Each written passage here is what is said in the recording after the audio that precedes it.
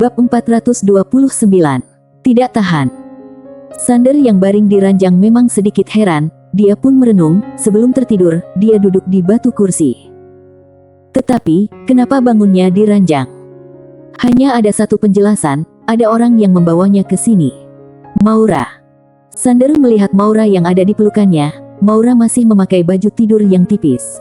Oleh karena itu, dia bisa merasakan keempukan dari tubuhnya Maura. Lalu, dari posisinya sekarang bisa melihat belahan dari dadanya. Dia benar hanya memakai sehelai baju tidur. Sander tersenyum tipis. Wanita ini benar-benar tidak takut dengannya. Apakah kepribadiannya benar-benar begitu baik? Sander tersenyum tipis. Awalnya berbaring di pelukan wanita adalah hal yang memuaskan, tetapi baginya adalah sebuah penderitaan. Meskipun memeluknya, juga tidak bisa melakukan apapun.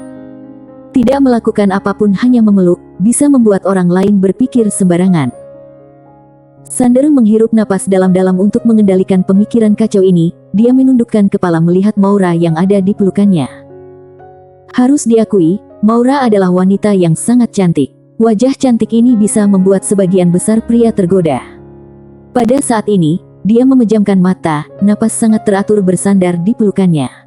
Bagaikan kucing kecil. Benar-benar imut sekali. Inilah perasaan yang dirasakan Sander sekarang ini. Melihat wajah yang begitu cantik, Sander mendadak membungkukkan badannya mencium keningnya. Selesai mencium keningnya, Maura yang baring di sandarannya mendadak membuka sepasang mata. Mereka saling bertatapan mata. Suasana langsung hening. Maura melihat Sander dan diam tak berkata. Sander diam sejenak dan berkata, "Kamu tidak marah, ya?" Maura memandangnya dan diam tak berkata. Sander langsung mencari alasan, tetapi dia merasa mencari alasan hanya akan membuat Maura semakin memandang rendah dirinya. Oleh karena itu, dia memeluk erat Maura dan mengalihkan pembicaraannya. "Kak Maura, bukannya kemarin aku sudah pergi?" Maura bertanya, "Kenapa kamu menciumku?" Ekspresi wajah Sander langsung kaku. Pengalihan pembicaraan gagal. Maura memandang Sander dan menunggu jawabannya. Dia sangat serius. Sander merenung sejenak dan berkata, "Aku tidak tahan." Maura masih memandangnya, lalu diam tidak berkata. Sander langsung berkata, "Menciummu saja, tapi aku tidak ada pemikiran lain, aku boleh bersumpah." Langit merasa tertembak. Maura memandang Sander sejenak, lalu menyandarkan kepalanya ke pelukan dan berkata, "Tidur sebentar lagi." Sander merasa lega dan menganggukkan kepalanya. Mereka berdua lanjut tidur. Sekarang Sander sudah tidak berani bertindak sembarangan. Kak Maura terlihat sangat baik, tetapi saat serius, sedikit menakutkan. Siang hari. Matahari menyinari kamar.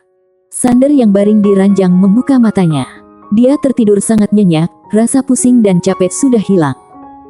Seolah-olah merasakan sesuatu, Sander melirik Maura sekilas. Maura bukan hanya sepasang tangan memeluk eratnya, bahkan kaki sudah diletakkan di kakinya. Kondisi mereka sekarang sangatlah mesra. Sander juga tak ada pemikiran lain, dia tidak akan mengira wanita yang ada di depannya menyukainya. Karena perbuatan wanita ini tidak masuk akal.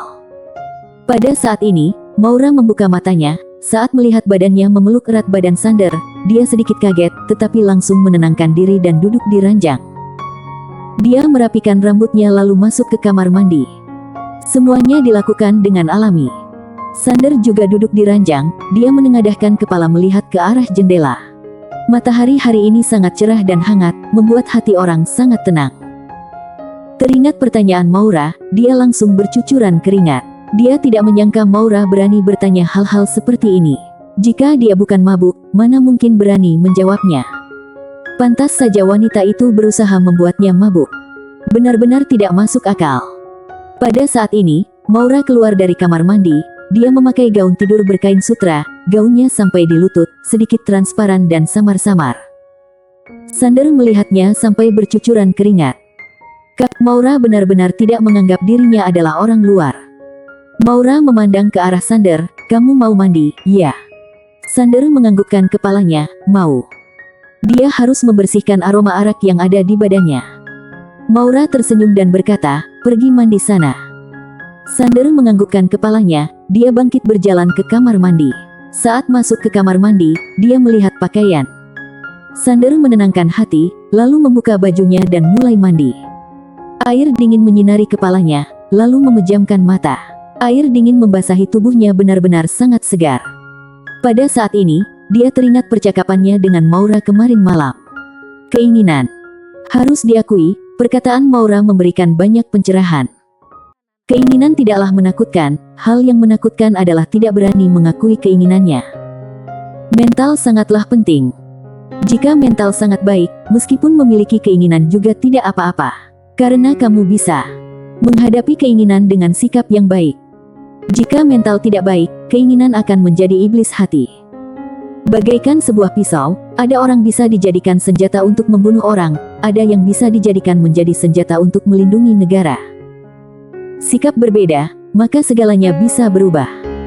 Sander tersenyum, dia menenangkan hati dan mulai mandi. Beberapa saat kemudian, Sander keluar dari kamar mandi. Pada saat ini, Maura duduk di meja makan, lalu ada segelas susu dan semangkok mie di meja makan. Maura melirik Sander sekilas dan berkata, "Ayo makan." Sander menganggukkan kepalanya, dia berjalan dan duduk di depan Maura. Setelah makan 2 suap, Sander mendadak bertanya, "Kak Maura, jika satu orang menghapus semua keinginan, maka akan bagaimana?" Maura mengambil segelas susu dan meminumnya, lalu berkata, "Menghapus semua keinginan, sama dengan menghapus seluruh sifat manusia. Tidak ada sifat manusia, akan menjadi dewa. Berdasarkan aturan, seharusnya akan menjadi lebih kuat." Sander mengerutkan kening dan berkata, "Menjadi lebih kuat." Maura menganggukkan kepala, ada kalanya, sifat manusia memang sebuah halangan. Sander diam saja. Maura memandang ke arah Sander dan tersenyum berkata, "Kenapa?" Sander bertanya, "Tidak ada sifat manusia, bukannya akan tidak peduli dengan manusia dan masalah lagi?" Maura menganggukkan kepala, "Sama seperti kamu sekarang, apa kamu peduli dengan hidup mati sekelompok semut?" Sander diam saja.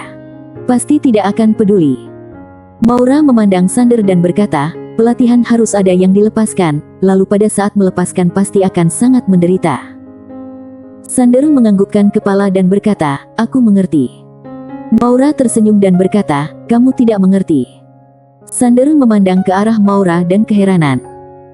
Maura tersenyum dan berkata, "Pelatihan harus dilalui sendiri, seperti aku mengatakan padamu mengiris tangan dengan pisau sangat sakit. Kamu juga tahu sangat sakit, tapi jika tidak pernah mengiris, kamu tidak bisa merasakan dengan nyata." Sander memandang Maura dan mendengar dengan serius. Maura lanjut berkata, "Pengetahuan dan perbuatan menyatu adalah sebuah tingkatan. Ada banyak yang paham, tapi siapa yang pernah mempraktekkannya? Mengetahui dan melakukannya ada lubang raksasa yang tidak terlihat." Setelah itu, dia memandang Sander, "Tadi aku mengatakan padamu mengenai melepaskan, sekarang reaksi kamu begitu tenang, karena kamu belum merasakannya. Setelah kamu merasakan, kamu akan mengerti seberapa menderita." Sander diam. Maura tersenyum dan berkata, "Perjalanan pembinaan sangat rumit, harus perlahan-lahan melakukannya." Sander memandang Maura dan berkata dengan serius, "Dengarkan pengalaman dari Kak Maura, aku merasa mendapatkan banyak pencerahan." Ini bukan menyanjung, melainkan perkataan dari dalam hati.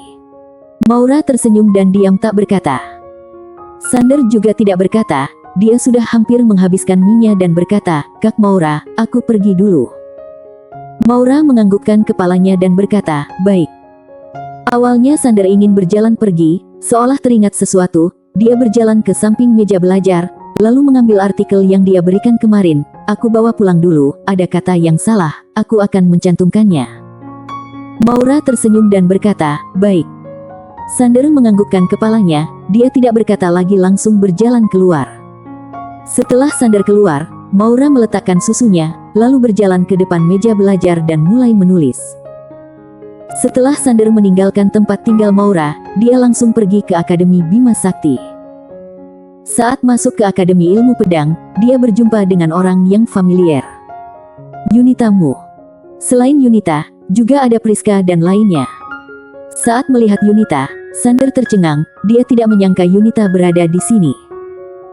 Yunita melihat Sander, dia sedikit bahagia, lalu perasaan canggung dan berkata dengan nada kecil, "Aku." Sander tersenyum dan berkata, "Aku mengira kamu akan telat ke sini." Yunita melirik Sander sekilas dan berkata dengan gugup, "Aku Melihat Yunita yang panik, Sander menggelengkan kepala dan tersenyum berkata, "Kenapa? Aku mirip dengan orang jahat." Yunita menggelengkan kepalanya dan berkata, "Tidak kok." Sander menoleh ke arah Priska. Priska tersenyum berkata, "Sekarang Yunita adalah murid Akademi Ilmu Pedang." Sander memandang ke arah Yunita dan sedikit kaget, "Kamu bergabung dengan Akademi Ilmu Pedang?" Yunita berkata dengan lembut, "Lia." Usai berkata, dia memandang ke arah Sander, hati juga sangat gugup. Sander tersenyum dan berkata, "Jadi sekarang kamu adalah muridku." Yunita melirik Sander sekilas, sama seperti dulu, tidak ada perasaan apapun. Barulah merasa lega. Sander duduk di depan semua orang, dia memandang ke arah Yunita dan berkata, "Kamu mau belajar pedang?" Yunita menganggukkan kepala, "Mau." Sander tersenyum dan berkata, "Boleh, aku akan mengajarimu." Yunita melirik Sander sekilas, kemudian tersenyum sangat manis. Sander merenung sejenak, dia pun menuliskan sebuah catatan lalu diberikan kepada Yunita. Hukum Guanxuan.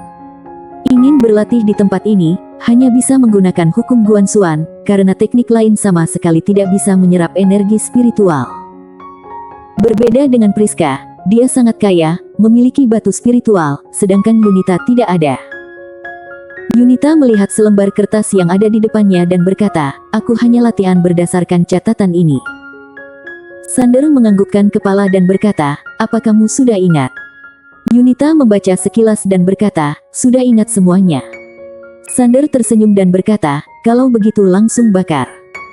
Jika teknik ini tersebar luas, pasti akan menimbulkan bencana besar dan membawakan bahaya baginya." Yunita langsung memberikannya pada Sander. Sander langsung membakar kertas itu. Sander memandang Koko dan Yuwato yang ada di samping tersenyum berkata, "Aku juga akan memberikan catatan teknik kepada kalian." Usai berkata, dia langsung menuliskan catatan teknik kepada mereka berdua. Mereka berdua langsung bahagia. Di bumi, catatan pelatihan seperti ini sangatlah berharga. Mereka bertiga bagaikan mendapatkan benda pusaka, dan langsung mulai melatih. Namun, baru melatih, Yunita yang duduk bersila langsung mengerutkan kening, kemudian langsung muntah darah. Sander kaget, dia langsung memapah Yunita yang akan tumbang, "Kenapa denganmu?" Yunita menggelengkan kepala dan berkata dengan muka menderita, "Aku tidak tahu, tadi aku latihan, mendadak kepala ini ingin meledak." Sander mengerutkan keningnya, "Tidak seharusnya seperti ini. Ini adalah hukum Guanxuan, maka mungkin ada masalah." "Masalah berada di titik mana?" Sander berkata dengan serius, "Kamu melatih dengan teknik hati, ya?" Yunita menganggukkan kepalanya. Sander kembali mengerutkan keningnya. Apakah fisik Yunita bermasalah? Saat berpikir demikian, dia melihat tubuhnya Yunita, tapi karena kultivasi disegel, dia tidak menyadari masalah apapun. Yunita mendadak menjadi panik, aku tidak bisa melatihnya."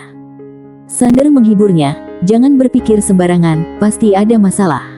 Meskipun ada masalah, aku juga akan membantumu menyelesaikannya."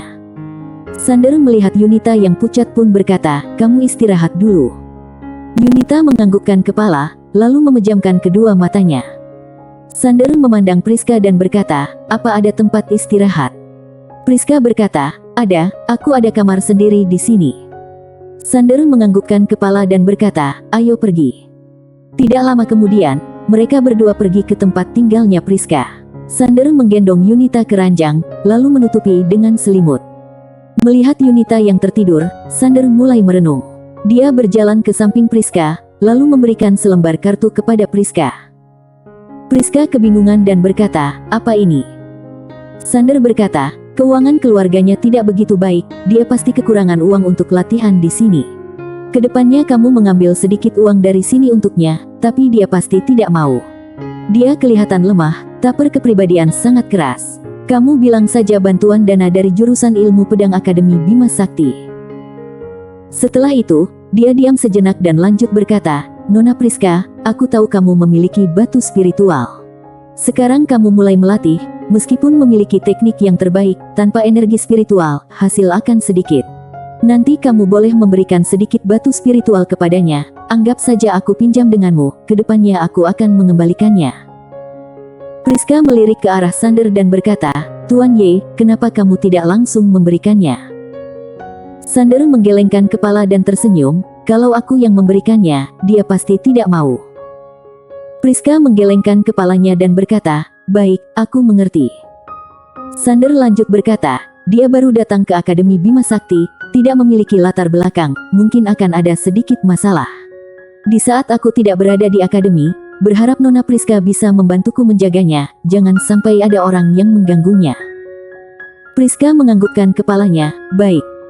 Sander tersenyum dan tidak berkata apapun lagi.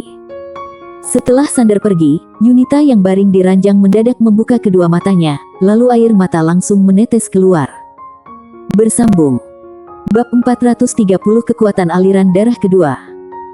Setelah keluar dari tempat tinggalnya Priska, Sander langsung pergi ke kelasnya Maya. Di saat itu, Maya sedang menjelaskan materi. Hari ini dia memakai gaun panjang berwarna hijau muda, badan sangat langsing dan bermuka cantik. Sander berdiri di pintu dan melihat Maya dengan tenang.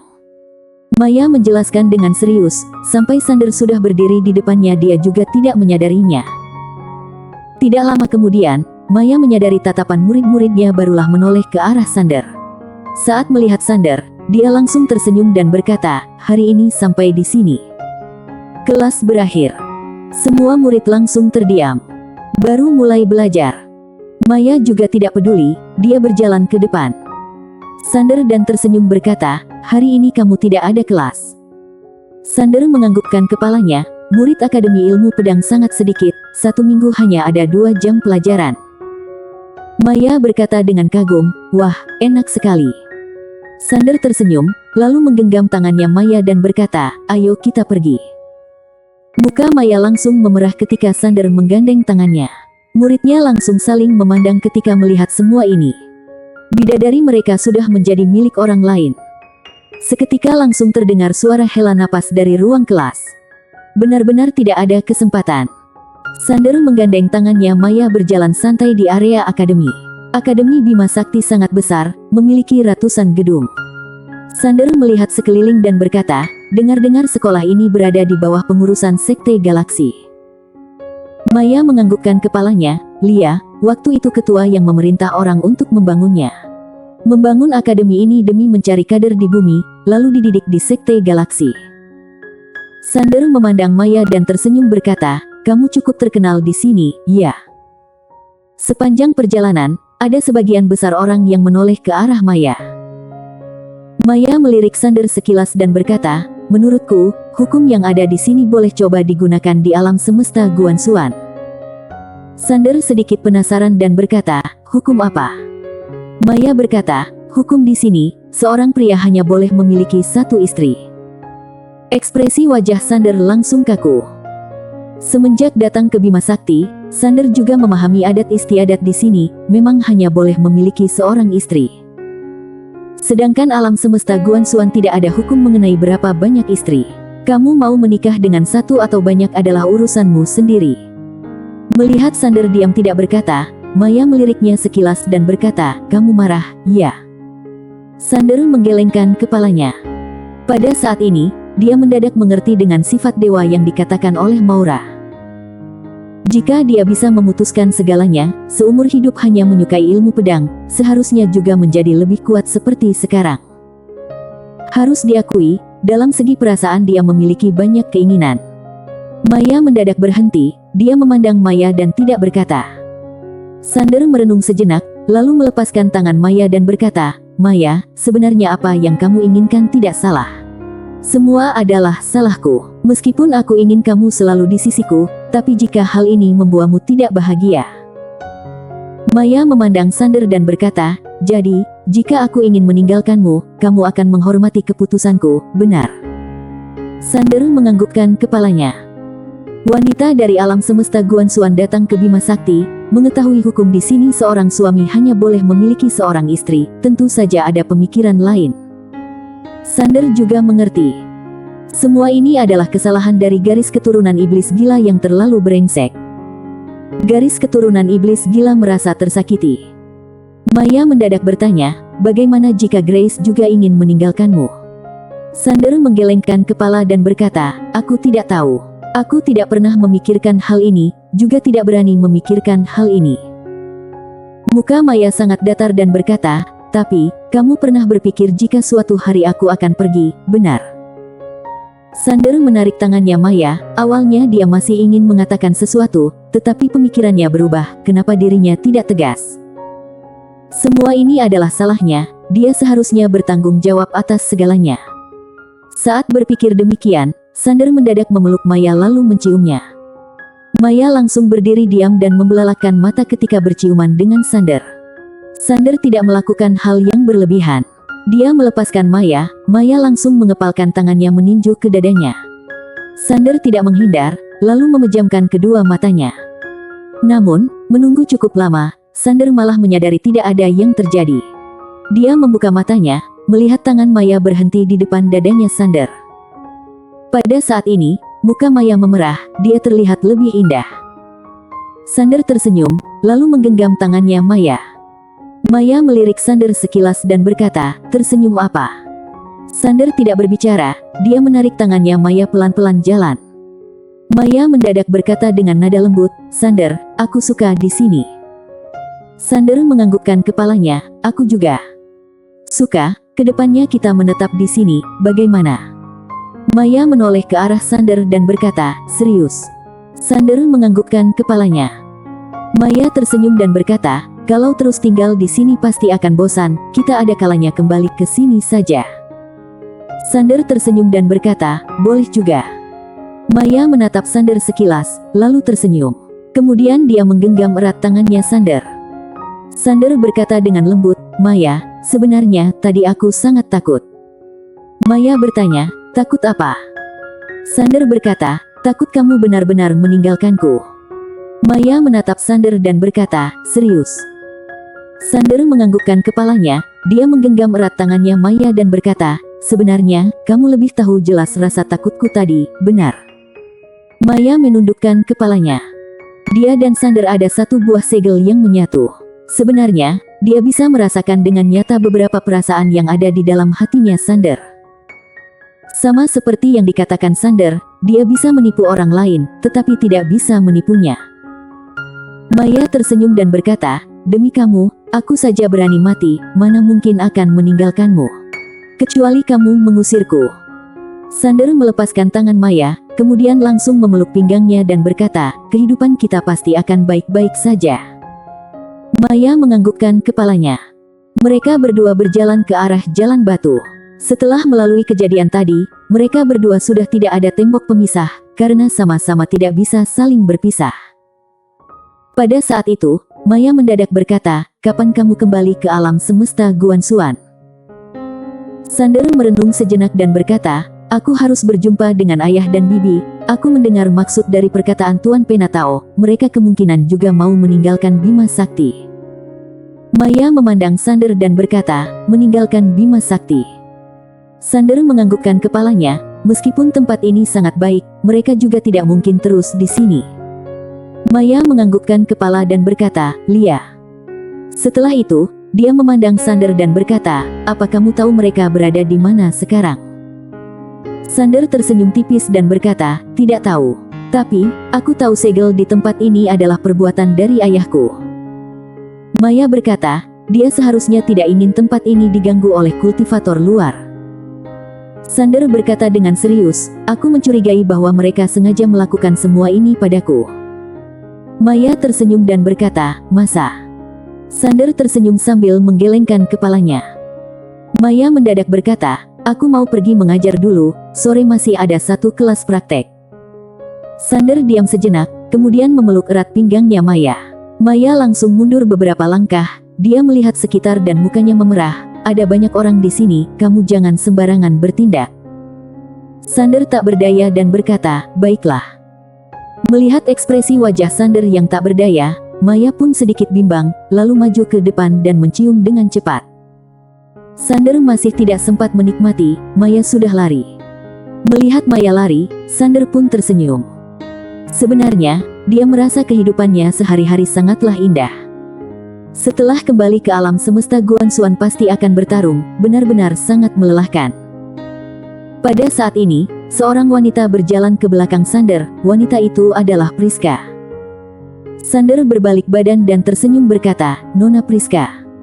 Priska mengedipkan mata dan berkata, "Bu Maya adalah..." Sander menjawab, "Istriku, istri." Priska mengedipkan mata dan tidak berbicara. Sander bertanya, "Kenapa?" Priska menggelengkan kepala dan berkata, "Tidak apa-apa." Sander tersenyum dan berkata, "Sekarang pergi ke kediaman keluarga Suan Yuan."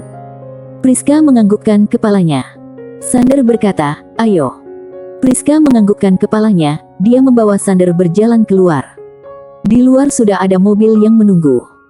Mereka berdua masuk ke dalam mobil. Mobil ini sangat unik, bagian depan dan belakang terpisah, lalu bagian belakang sangat luas, bisa digunakan untuk baring. Sander mendadak bertanya, "Bagaimana kondisi Yunita?" Priska tersenyum dan berkata, "Baik-baik saja.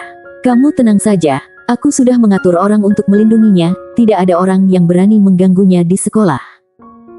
Sander menganggukkan kepalanya. Priska mendadak berkata, "Tuan Ye, bolehkah aku menanyakan satu pertanyaan denganmu?" Sander melirik Priska sekilas dan berkata, "Silakan." Priska berkata dengan serius, "Kamu sebenarnya memiliki berapa banyak istri?"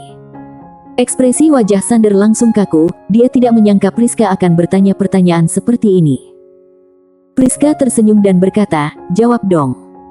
Setelah akrab dengan Sander, sekarang dia sudah lebih bebas leluasa. Sander merenung sejenak dan berkata, "Ada beberapa." "Ada beberapa."